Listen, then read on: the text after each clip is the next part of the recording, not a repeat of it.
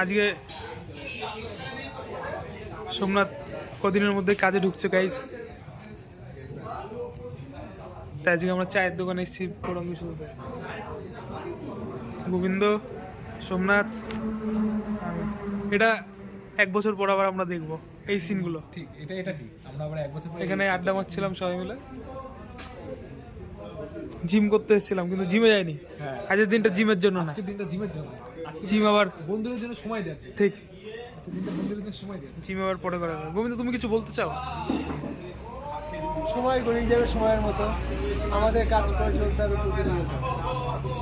ও, অনেক কিছু ভেবে চিন্তে গোবিন্দ কথাটা বললো। আমরা কি গেলাম, ওই যে কফি মুচকে ফুচকে ফেলে দিয়েছি, শুধু কফি কিন্তু উপরের ওই জিনিসটা না। ওকে, এমন ভাবে এসেছি। হ্যাঁ সিগারেটটা নিয়ে চলেছি, তাহলে বাই। তাহলে তুই তো